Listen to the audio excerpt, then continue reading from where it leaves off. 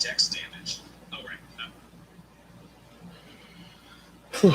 All right. This is a subscription paint stream for Completist TO. This is a subscription commission stream. We are continuing with the Ultramarines that we've been working on for subscription artist TO. So we're going to be working on priming, and that's pretty much it. So if anyone's out there, enjoy, and feel free to pitch in or talk, or ask questions. And if not, we appreciate you hanging out.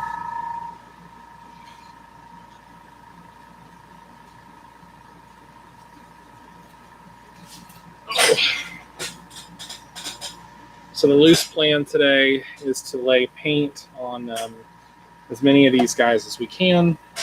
We've got a bunch of Ultramarines to knock out. We're basically just layering our blue paints on today.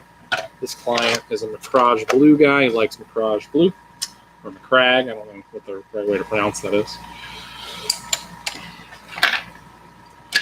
You'd think I'd know after this many years, but I do not. So he's got a bunch of Marines. He also has one tank and some character models. So we started laying the blue down yesterday. It's very basic. This is a tabletop project. So unlike our traditional models where we would layer a pre-shade onto these models, we're just laying the base color over black, which results in a very fast coating. Much like Duncan Rhodes, we're doing 2 thin coats, and we'll probably maybe have enough time today to lay blue on all the rest of the models. That would be a good goal.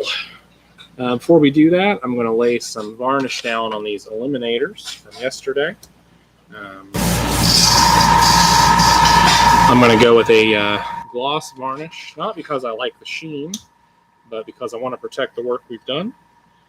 Laying down a bit of varnish on a model can be helpful to protect it from future work.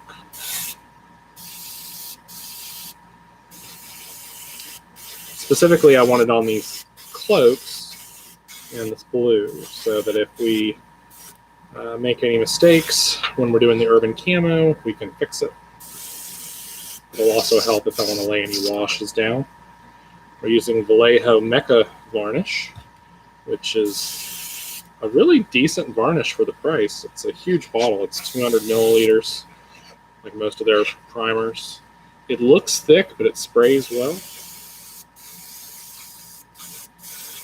That'll cure probably in about an hour. So right as we're wrapping up our priming today, that should be cured.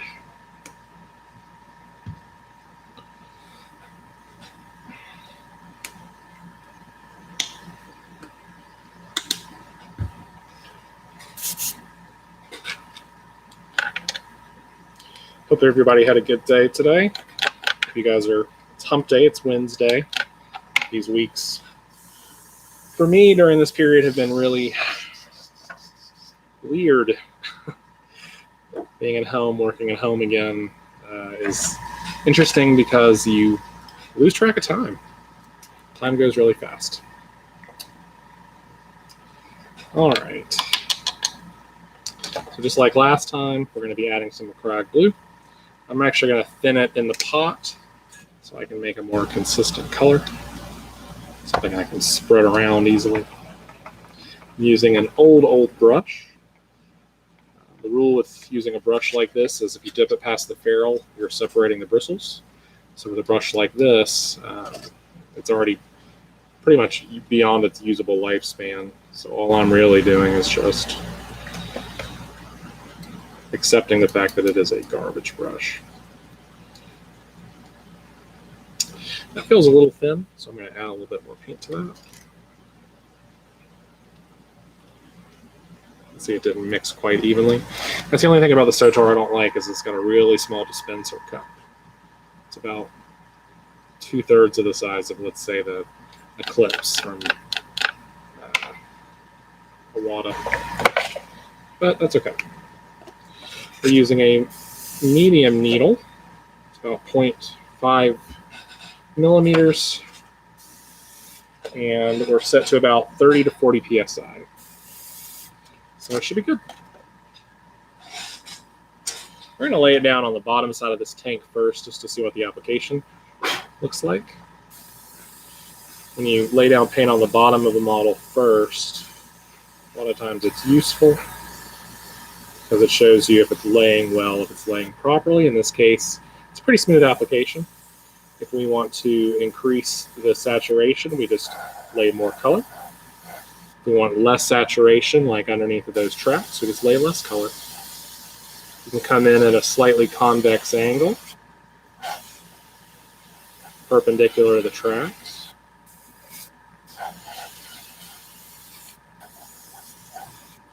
This is one of the things that makes airbrushing really nice, is that you can reach those hard to reach areas that a brush would honestly struggle to get to.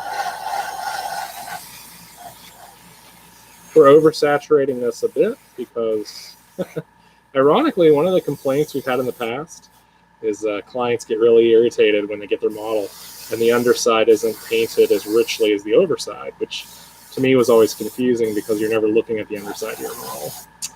But the devil's in the details. Clients like what they like. We've actually lost more than a few clients because we didn't undersaturated the bottom of the model. Okay, so I've got color on all the bottom plates. That's a very even coating.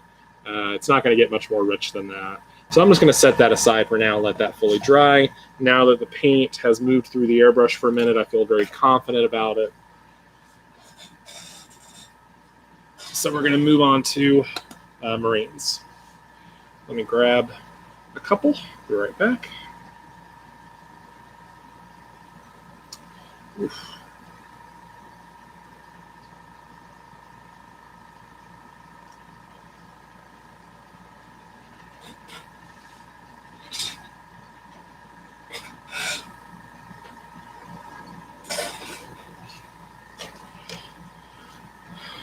Don't know what time it is where you are. Where we are on the East Coast, it's 5 o'clock, which means it's beer 30.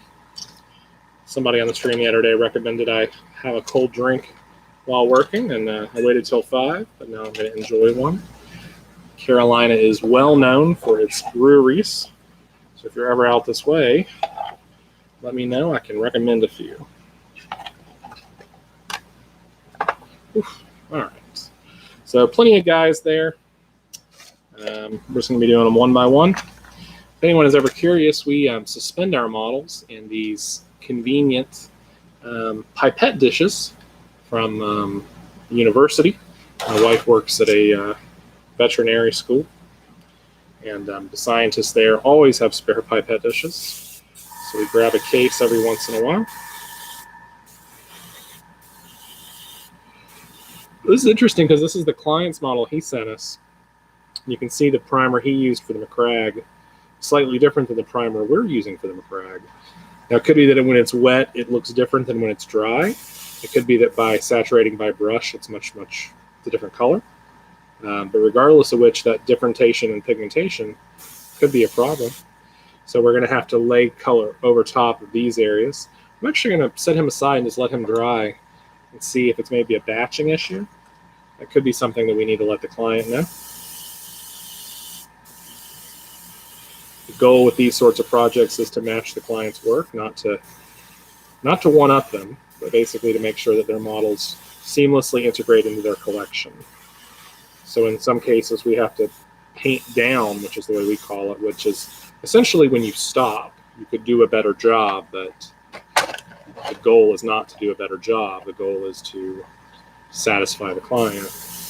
So in that case, it means using their colors, their recipe, and their ability, if possible. So using their techniques, not always their tools. Obviously, we're using an airbrush to lay our base colors. Sometimes that doesn't work very well because some clients, honestly, I've got a lot of theories on it, but matching colors or matching client projects sometimes is a challenge.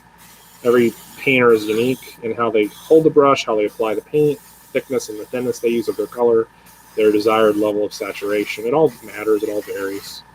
And what we have found is, in my humble opinion, is that if we make the model look too good, the client can get upset because it makes them feel bad about their painting. So I've had to learn over the years that Matching client work is a challenge in any number of ways. But in this particular case, it's low-level work, so this is a pretty good problem to have overall.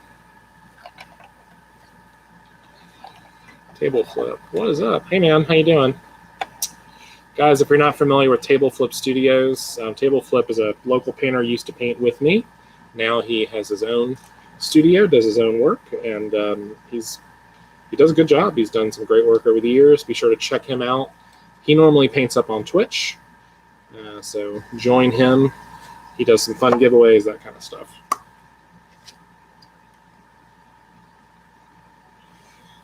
But yeah, thanks for hanging out, man.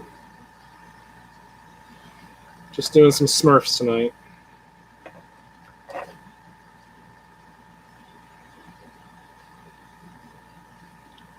Anyone out there is excited about all the new releases? If you have any favorites you're excited about, please let me know. I wouldn't mind chatting. Heard a lot of different opinions about the new Necrons. I love them. I think they're cool. I think people don't love the new faces on the Warriors for some reason, but hey, Joe. For me personally, I'm really excited about the possibility of the Warrior kit being a dual kit, maybe doubling as an Immortal kit. Maybe retire the existing Immortal kit and redo the death marks on their own. Wouldn't mind the death marks getting maybe some robes, maybe a little bit more snipery.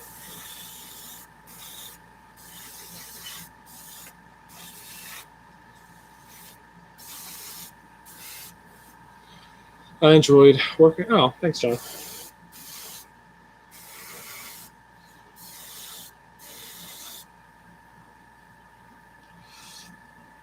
John and I shared a love of orcs, which is what I think was the first project we collaborated on, and then from there we worked on various other things.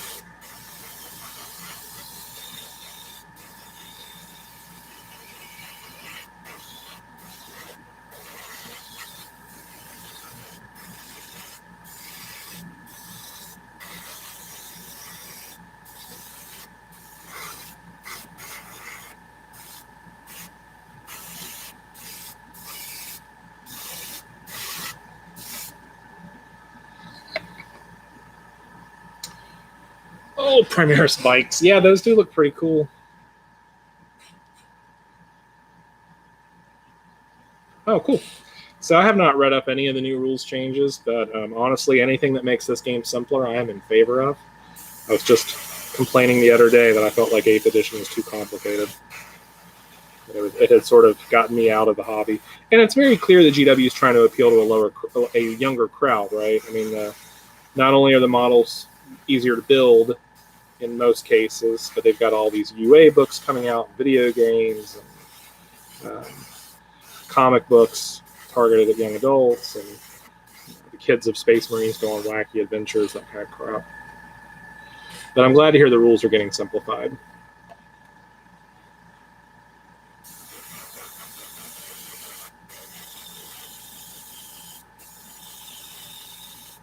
I think as I get older, I just realize that I just prefer simpler games. I don't want, the D&D and stuff, the rule books have been so thick and so heavy for so long, and you get used to it. But honestly, I just want to have fun. I just want to enjoy myself. I want the game to be simple.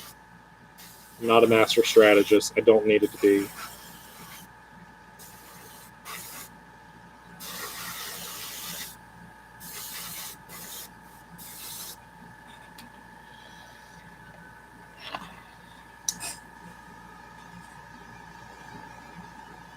Yeah, Matt or John, that was one of my favorite armies too. I really liked that period. When Mad Max came out, when the new film came out, we got so many requests for orc vehicles that looked like Mad Max vehicles. And honestly, for like a year after the film came out, we were building doof wagons. Fortunately, finally, it edged off. Not that I didn't like building doof wagons, but there's only so many times you can build a battle wagon with giant speakers before you're tired of it. Yeah. I think as an artist, you're always wanting to do something fun and new, but when you're forced to replicate the work over and over again. Got hair on this guy. Some dude. I've been playing Kill Team. That's cool. Yeah, I heard Kill Team, the rules are going to stay grandfathered, so you should be able to enjoy the rulebook for quite a while.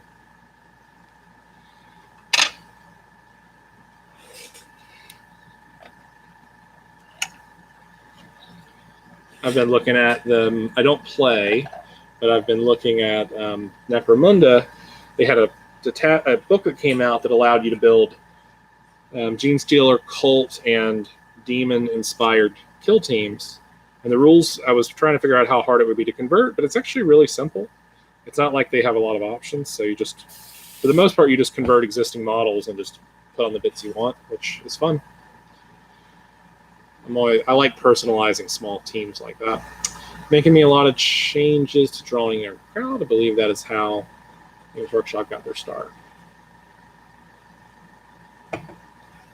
Yeah, the problem with GW is that the longer they allow the models to exist, they have to basically get the old beard guys to continue to buy new models. And one way to do that is to release new models. And another way to do that is to force them to update it with rules changes and meta changes. But essentially, you got those guys that have had their army since like 1980, and they're not helping GW build, financially. So GW made in my opinion, the smart idea to create a whole new wave of Space Marines.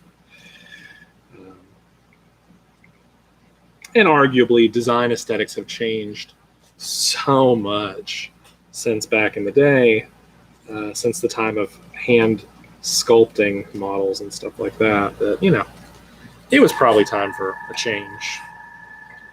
3D CAD Space Marines and all that.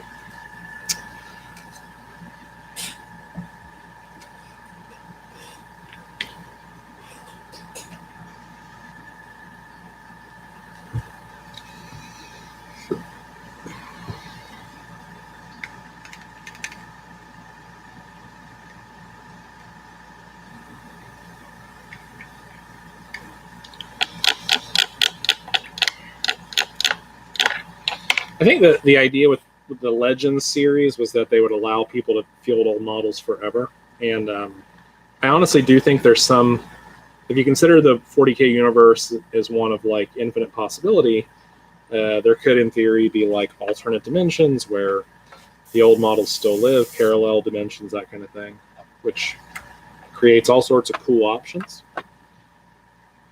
So I think that there's room for that kind of fun. So if you've got old models, hold on to them. It might still be playable someday.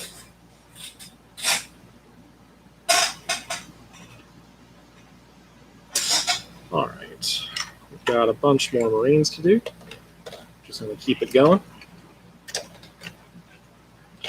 I know this is a pretty boring thing to watch, so I appreciate people hanging with me, but feel free to phase out whenever you want. I just appreciate you stopping in at all. The whole point of these streams is primarily a proof of concept for people, just so they can see the work being done. But it also allows you to document progress on client projects. The idea being that they can watch their models being worked on and see where the progress is being made.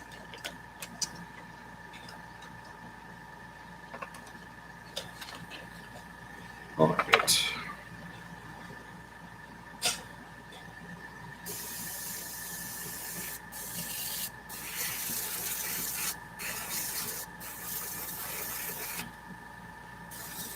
One nice thing about this is I'll be able to look back at the end of this process and calculate exactly how long it took to do the army, almost to the minute, which is useful, because then if a client reaches out to us and they want to book another subscription and they say, how long does it take to do this? We can tell them, well, it took about this long to do this, and therefore it will take longer or more time.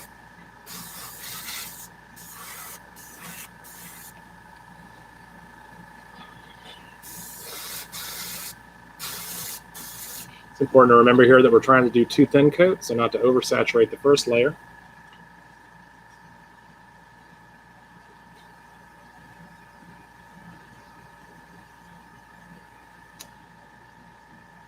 Table Flip says he likes the new aesthetic, the new models. Yeah, I would agree. They're pretty dynamic. GW got the note. True scale is the way people wanted to go. They wanted 8-foot Marines to look like 8-foot Marines. I'm with you. Some dude says, just need to finish my guardsmen. Need to put a wash on them. Well, if that's all you got left to do, you are farther along than me.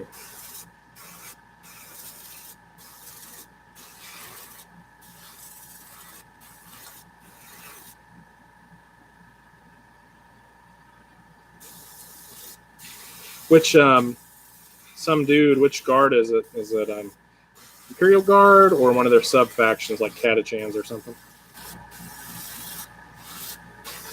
Man, I wish they had new Catachans. I really like the fluff of Catachans.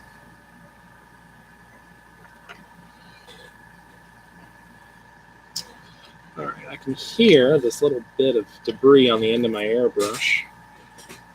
Scrape that off.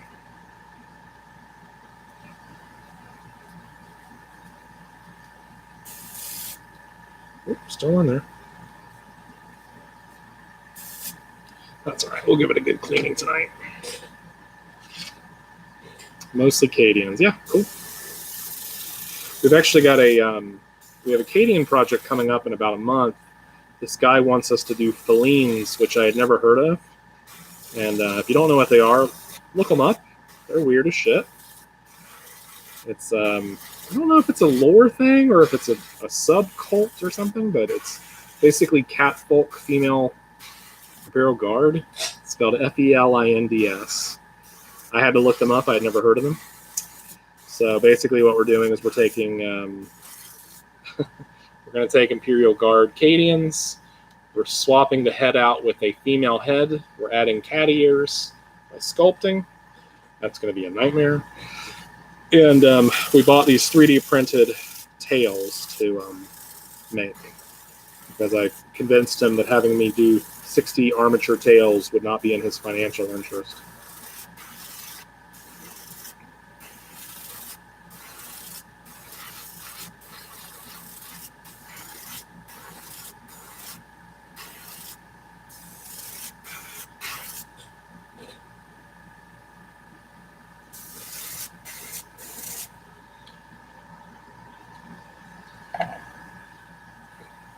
So here's that original Marine from a few minutes ago. You can see that now that it's dried, there is a bit of a difference in hue between the top and the bottom. The top is a little bit more purple. And that's probably because of saturation. So my guess is that when we apply another thin coat, the saturation will even out.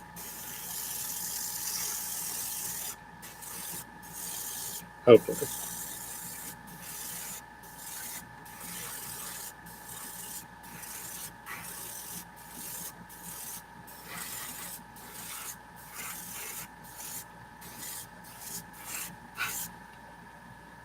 We also apply a really simple coat of Nuln Wash to this at the end of this process, which helps to bring out some of the detail that might be lost in the saturation. This guy, you can tell this client did his own assembly. You can tell he scraped off a lot of iconography. Some of the portions of the model, it's a little uneven, but the nice thing about this project is he wants to do some weathering at the end. So any of these areas where he's got some bumps and bruises, we can cover up with some weathering. So like here on his knee pad, if you look really closely, you can see that it's pretty hard to see with the camera, but it's a little, as you can see how it's kind of flat there, it's a little uneven. It's because he used a file, and he probably used a knife, which actually probably cut it away. So for me, I like to use a file when I can to round out assembly as opposed to cut away.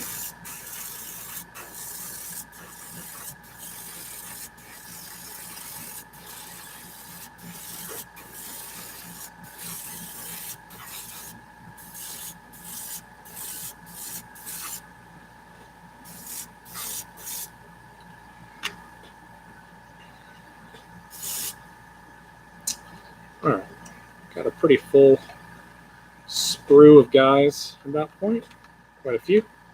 So I'm gonna pull these dudes away, reset, and get some more space.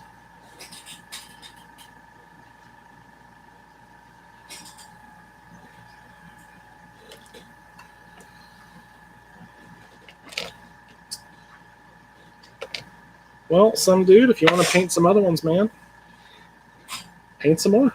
If you, one of the things I like about Astra Militarum is that you got a lot of different variety in all those different sub-factions. I do think they should do a better job of representing them in the models, obviously. If you want to play, like, I don't know, who are those desert guys? Talarn. That would be a really cool looking army, but they just don't have the models to represent it. And yeah, you can proxy it, but GW has a lot of strict rules about proxying at tournaments, so it's tough. You're damned if you do, damned if you don't.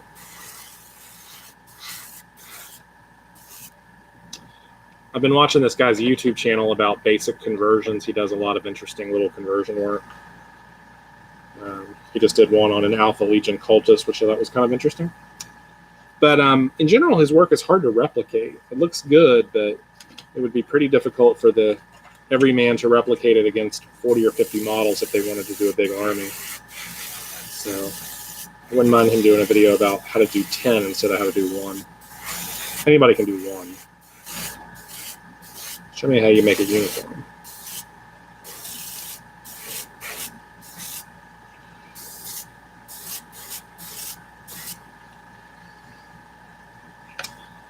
I like some pre-Cadian era guard. Yeah, there is a nostalgia to the old models, no doubt. I like to keep old pewter models. We get them in a lot of trades.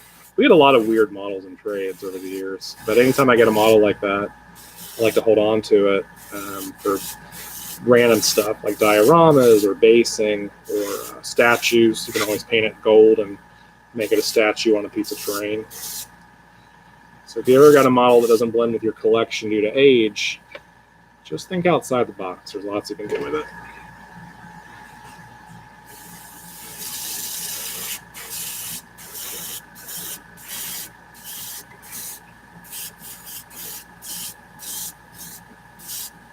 Haven't put in as much time this week on these guys as I would have liked. My week has kind of got away from me. Today I was on the phone all day with administrative stuff that took up way more of my time than I wanted it to. So my paint is thinned out a little bit at the bottom. I'll thicken this back up.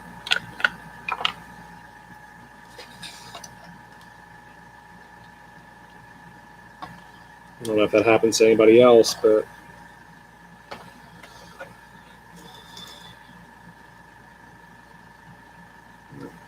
we're going to have to come back to that. That is bone dry.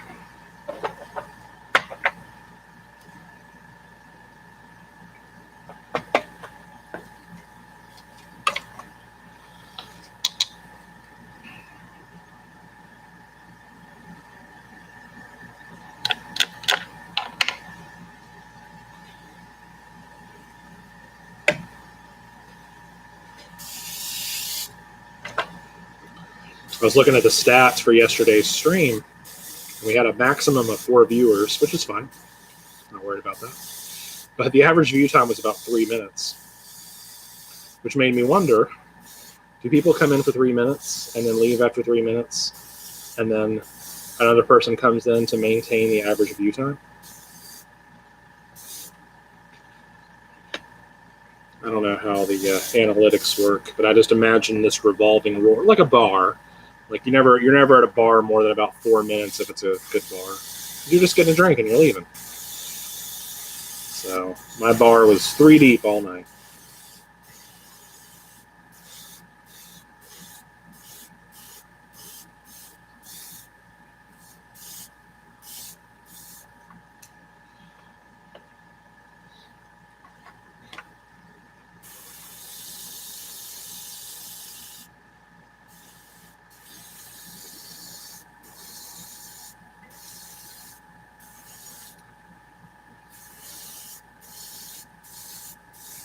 When the paint's this thin, and it's a little thinner than I would like right now, it tends to want to pool, so just don't touch it. Let it dry.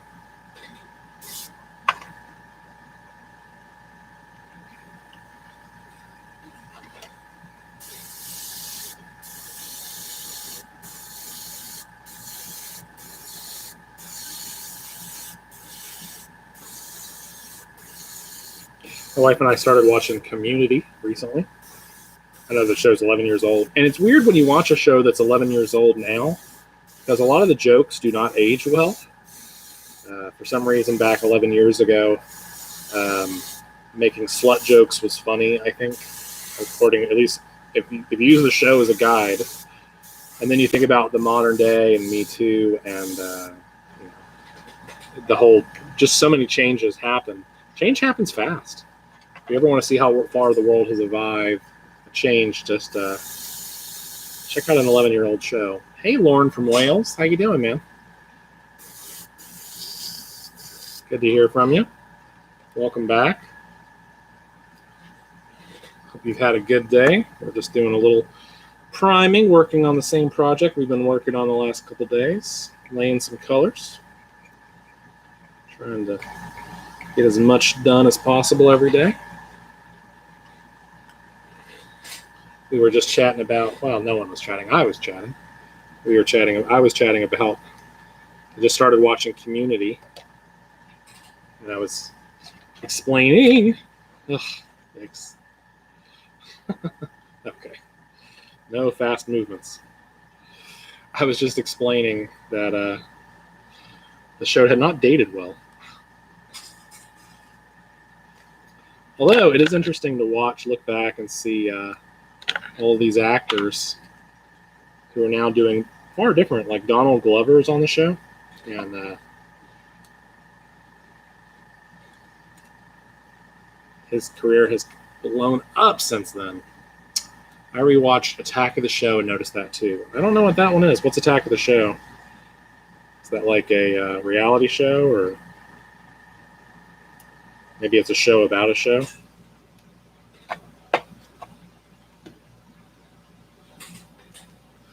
My wife is into 90 Day Fiancé, which is fascinating subculture. There's actually more shows about 90 Day Fiancé than 90 Day Fiancé. 90 Day Fiancé is a relatively small pool of the 90 Day Fiancé family.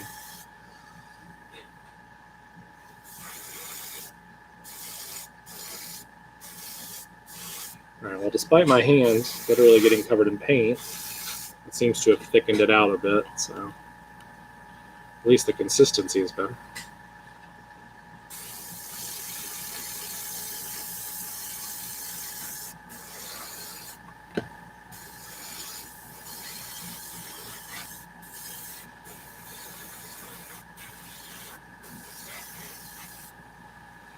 It was like nerd news. Oh, okay, cool. Nice. I used to really like TMZ, as much as I hate to admit it. I was more fascinated by people gossiping about gossip than about the actual gossip. So,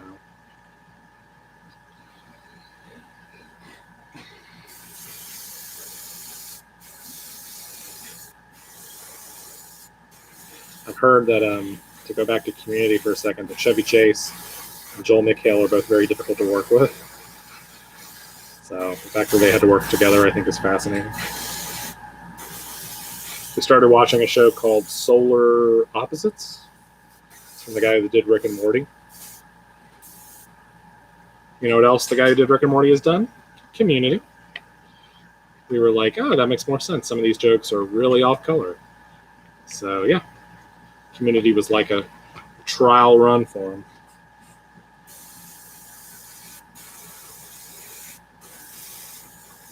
Any Rick and Morty fans out there?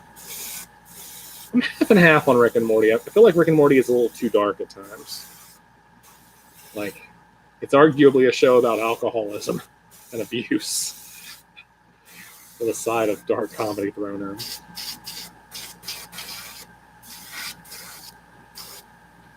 Although I will say the Meeseeks episode is still to this day my favorite episode.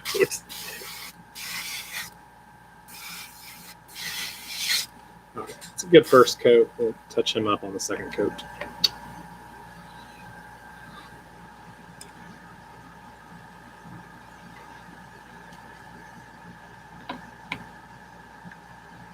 You've been watching Westworld. Are you caught up? Because I have been dying to ask someone their opinion of the new season. My wife and I watched the new season, and our opinions and the critics' opinions were very different. But with coronavirus happening, we haven't had time to really chat with people about it. Joe says, I listen to podcasts about wrestling, but don't watch wrestling. That's funny.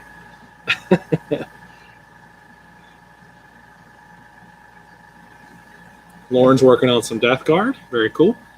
If you got any pics, feel free to send a pic.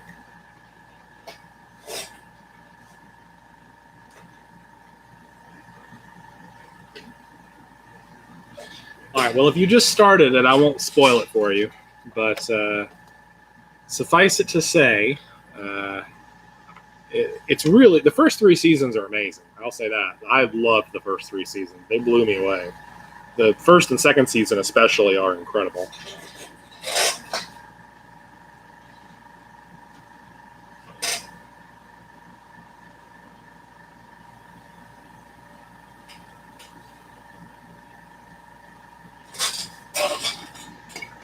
But the 4th season's a little weird.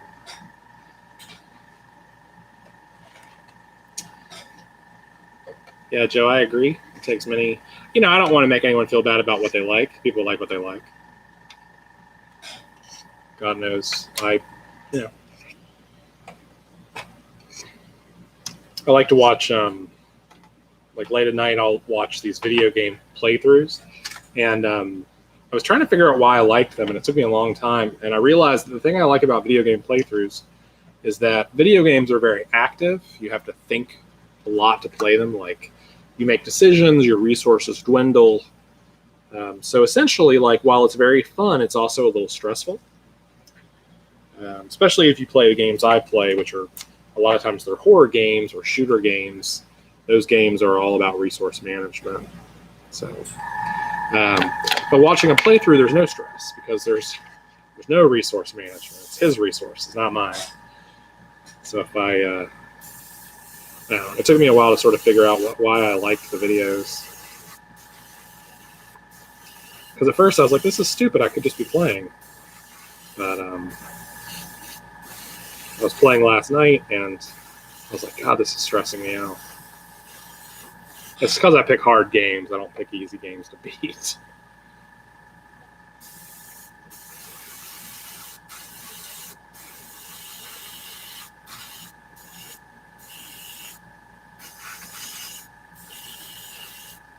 I've thought a lot about this as a time, or this era is an era where, like, anybody, I mean, essentially you're currently watching me do this, which is a form of entertainment, of course.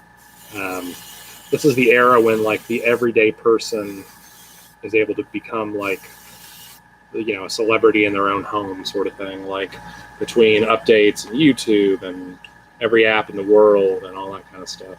Essentially, we just, we share each other's worlds more closely that way. It's interesting.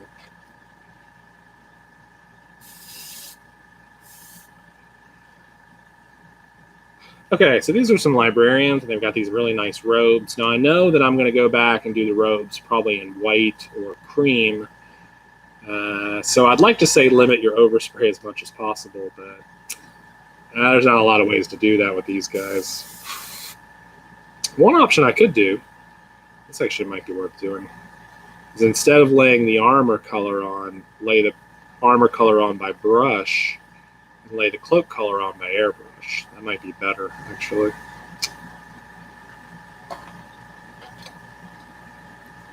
Yeah, I feel like that's a better choice. These guys don't have a lot of armor exposed. I'm going to set those guys aside for now. Do the robes by airbrush and do the armor by brush. Playing Doom 2. And by Doom 2, do you mean the new Doom, Doom Eternal?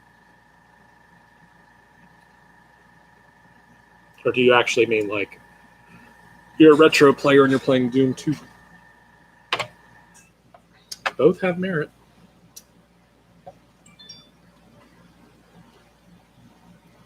I recently played Doom, I guess just Doom, the redo from 2016.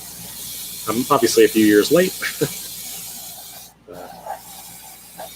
Played that. It was a lot of fun.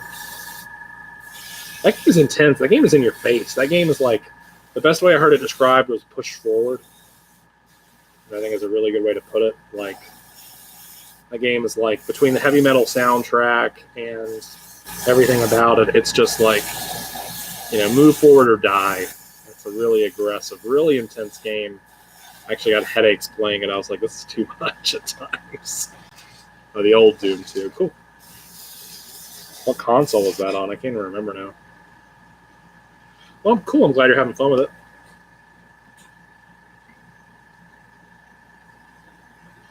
I saw that they're bringing some of the old console experiences back to newer consoles. Like, I saw that like you could play old Nintendo games, like even as far back as like the N64 and the Super NES on the Switch. So that was pretty cool.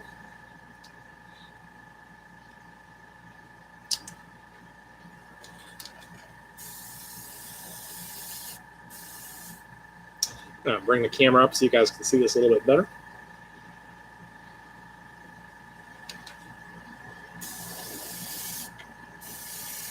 I should really be wearing a glove at this point because of the fact that my fingers are very blue. Too late now.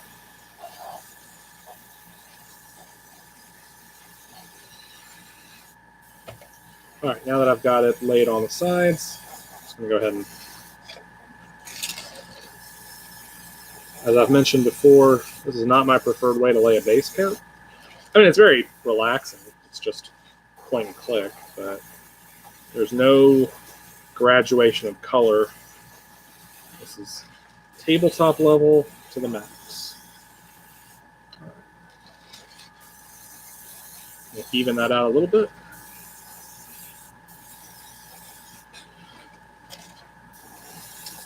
One of the problems with this blue is that it's so opaque that you lose almost all of your separation. Like, you can see a little bit of dark areas here in these plates, but if I pointed the paint in that direction, it would omit all of that. It'd be gone. But for the most part, even base coat. We'll touch it up when it fully cures. Look for any targeted areas that we missed. But yeah, pretty good.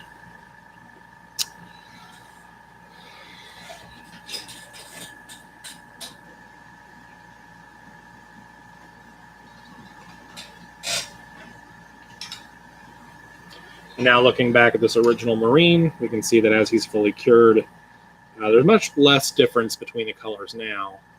There's a little bit more purpling up top, but to the untrained eye, you probably can't even tell. So now what we're going to do is we're going to resaturate the lower area, see if that matches better, and we'll dust the top area, blend it out. There we go. Got a little bit of paint left, maybe enough to do the turret. We'll see. Again, I'll lay a little color beneath it, just so the client can say that we did it. I'll apply the blue as an eagle style, try to preserve some of these darker recesses where I can. Let the color collect towards the top fairly naturally.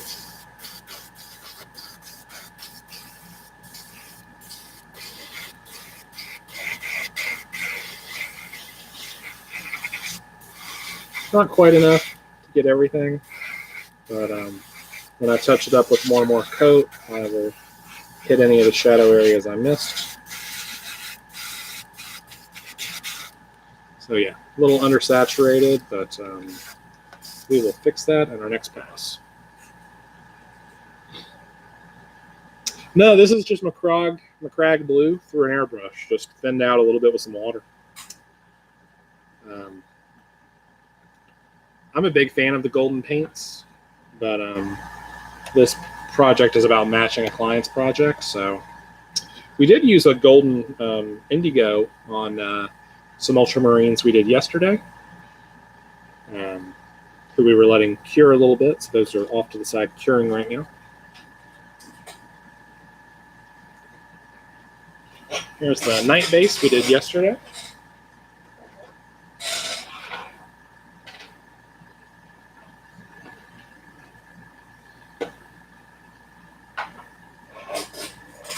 We're going to clean up some of this uneven coloring. Clean out our airbrush, get rid of as much of this blue as we can.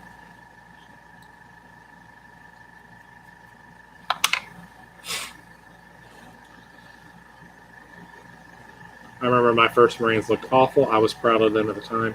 Yeah, it's just one of those things that as you get older, you just get better. I think everybody should hold on to their first models for posterity. I do not have my first models I ever painted because they got melted. I stripped them in nail polish remover, and they were plastic. So they ended up melting down. I will say that I used a lot of Pearl-X colors at the time. They were really cheap. So I used a bunch of Pearl-X purples and whites. I had this idea to use white pearl colors on the bone talons, which looked awful, but I thought it would be cool. All right, we've switched over to a Rhinox hide to apply some brown to the base here. Cancel, Siri. Okay. I don't know what I said there that tipped her off. Tibbleflip went back, looked at his models I displayed when I tried to make my previous painting company run, laughing at how many errors were on there. Yeah, our eye gets better at discerning errors as we get older, right? We become more critical as we get better. So sometimes I feel like I'm way more critical than I need to be, but all right, this is way too thick. That or the PSI is too low. This appears pretty good consistency. I'm just using a little bit of water to thin it. Using my old reliable garbage brush. That's better. Primarily I'm trying to target the tops of these plates. I'm going to let some of it trickle down onto the ballast. But I'm not trying to hit those recesses if I can avoid it. I want to keep them kind of rich. Goal here is just to make it nice and even. One of the interesting things about the camera is that it actually increases the contrast. To your guys' eyes, that's like a really rich brown. To my eyes in person, it's much darker. So I wish it looked how it looks on the camera, but it's much darker than that. It's okay. All right, it's currently almost 6 o'clock. We've been streaming for about 50 minutes. So to wrap up today, what we're going to do is lay down some metallic on this knight. I like to lay metals last when I can because of the fact that metals, the flakes in them can mess up your airbrush. So if you're going to do a deep clean on an airbrush, the best thing to do is to lay your worst colors at the end of the session, the ones that are most likely to clog. As you can see here, I had some spilling earlier, and when that dries, it's going to make the trigger sticky. So I'm going to have to soak this guy tonight.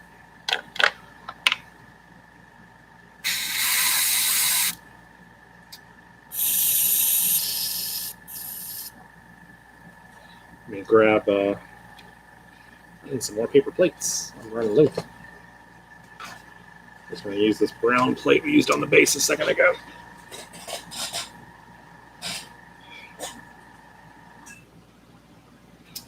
All right, so here's the basic idea, is that we're going to be doing a metallic paint on this guy, and because we're going to be doing a candy finish, the armor plates need to be very, very shiny chrome, but the gears need to be metal and dark. So what I'm going to do is I'm going to lay a metal over the whole thing, and then go back in and highlight the panels with chrome to build up the color I want. And then when I lay down my candy, it should work out pretty nice and even. Vallejo Dark Ocean. You know, that's a color I'm not familiar with. I haven't heard of that one. We've been selling more and more paint, but I tend to gravitate towards the paints that I know. So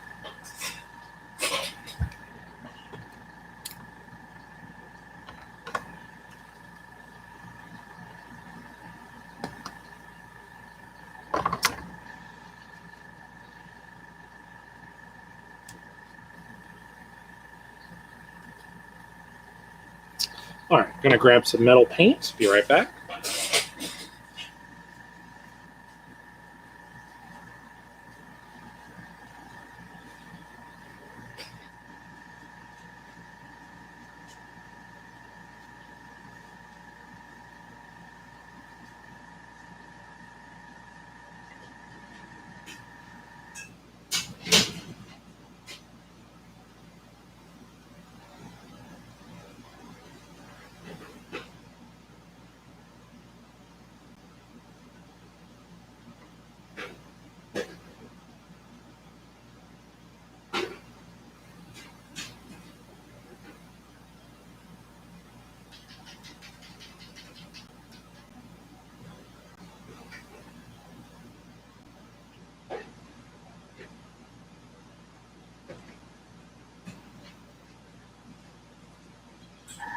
All right.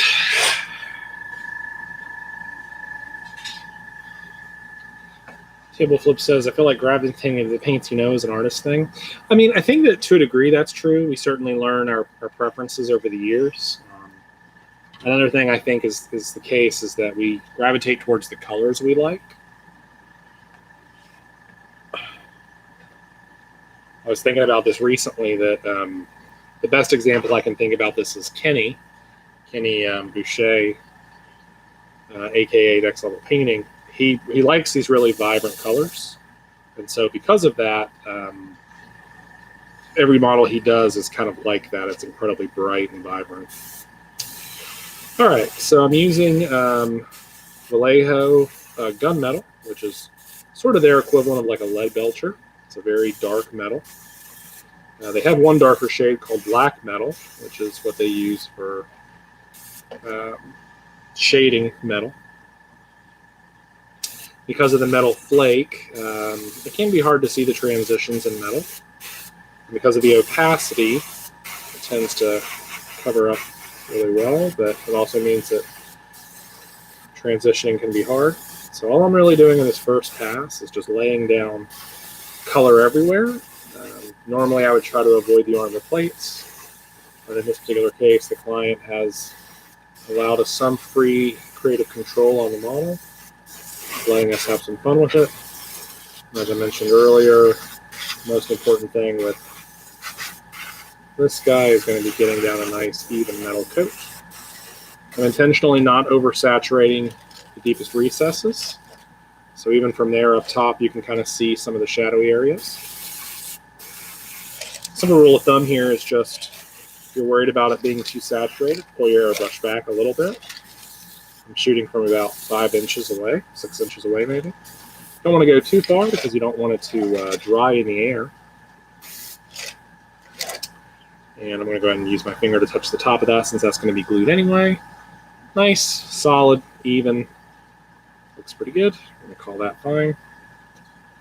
I can always flip it over and see if there's anything I missed, but overall, looks like everything got some color. All right, moving on to the body. We'll start with this guy upside down. If you're ever painting a knight at home, my best tip is leave the metal plates off so you can access these areas. Always glue the plates on at the end. So far, so good. This color sometimes gives me trouble, but seems to be working okay today. All right, pretty good level of saturation there. So I want to roll and flip it, but I don't want to get my fingerprints on it, so I'm looking for areas to touch that I didn't saturate. There we go. There we go. You can see there's lots of rich shadow there in the recesses.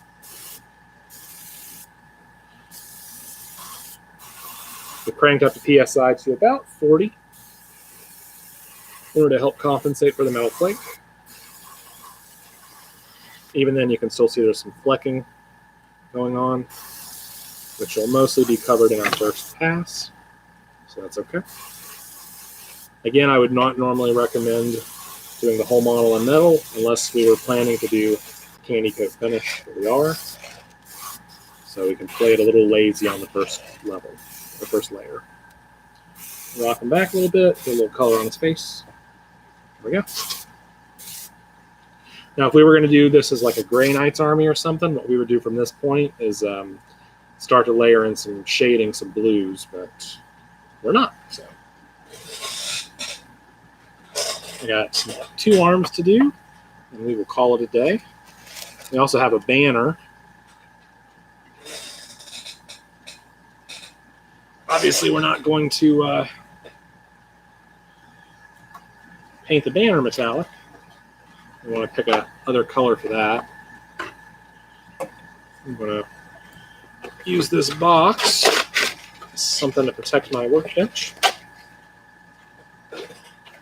Obviously, I got to work on my painting area. This is getting pretty rough.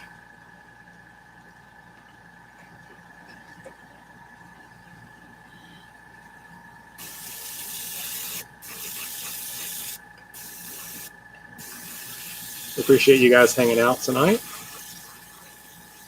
We're probably going to wrap it up about 6 so I can go make dinner for my wife. She's had a rough day today.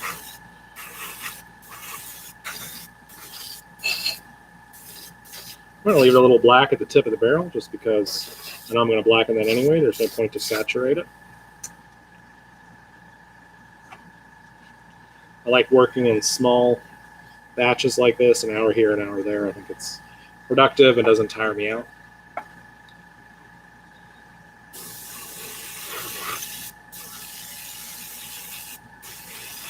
Hope you guys are making plans for your weekend.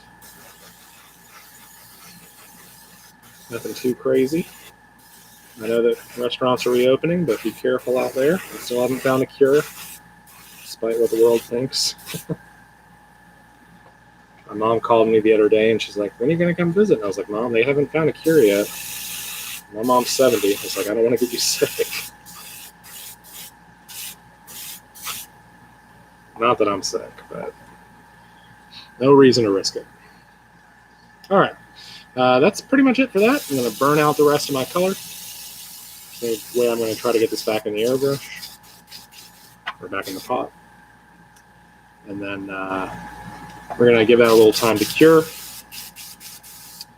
But if you wanted to see kind of what it looks like, maybe cured enough that I can throw a little aluminium on the metal. Okay, so there's aluminum. You can see how much brighter that is. Always fun to watch you work. About to go stream myself here in a bit. All right, man. Talk to you later. So we're going to go back to the legs real quick. John has a stream starting after this. Well, I can't raid him because this is YouTube, and you can't raid Twitch from YouTube that I'm aware of. Maybe there's an app or a bot or something. But check him out on Twitch, Table Flip Studios. All right, so just for sake of argument, I'm going to apply aluminum to some of these leg plates. Lauren, if you're still here, how do you say it in Wales, man? Now, the kick here is I don't want to oversaturate. I want there to be a very clear distinction between the armor plates and the gears. And you can see there, it's a pretty good distinction. It might be hard to see, but if you look even at the edge of this plate, you can see the richer shadows. And we could even intensify that more with subsequent layers.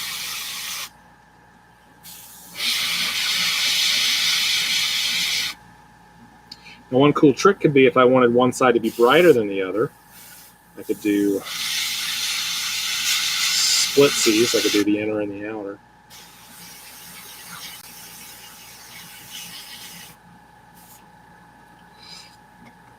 But I think for this guy, what I want is just some really vibrant colors.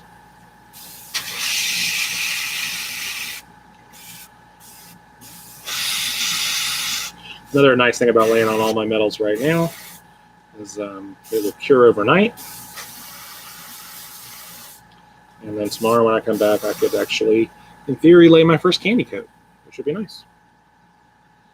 All right. For the guns, I'm just going to lay it on the shield. See you, Joe.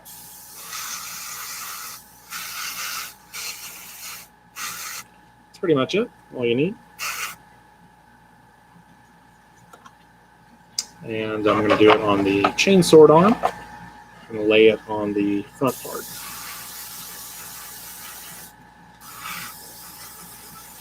and the side.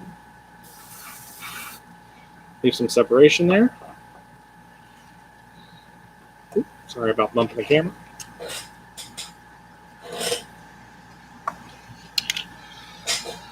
Okay. And last but not least, we're going to hit this body. We're actually going to create a stylized edge highlight there. There we go. So it'll be brighter at the bottom. That'll be nice. And then on the carapace here, focus it right there on the top. Let it kind of fade off to the sides. Leave these trim areas dark because that's going to be metal anyway. And then for the armor plates, just hit the centermost portions. Leave some areas where it can be darker naturally. So the middle, two sides, and the back. And then the rest of this we're going to leave a little dark. That'll create a nice graduation of color, natural highlights. And we forgot about this little front plate. We do want to apply a little bit of a highlight there. Side pieces too. So here on the side.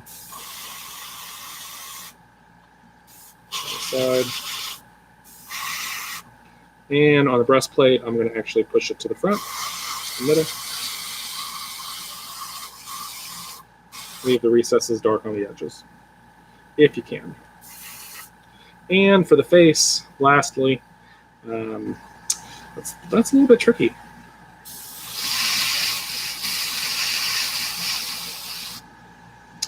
There we go. All right, cool. Face only a mother could love. So we got our metals on. That's pretty good. That puts us a little over an hour. I'm going to call that a good solid stream and say that's good for me. For right now, I'm going to go make some dinner and hang out. I appreciate whoever the holdout is. Thank you for hanging out with us. Hope to see you again tomorrow. Thanks for tuning in. I promise we're almost to the end of base coating these guys. We can actually move on to some detail and some fun. So thanks for hanging out. Appreciate you guys' support. Till next time, keep it real, guys.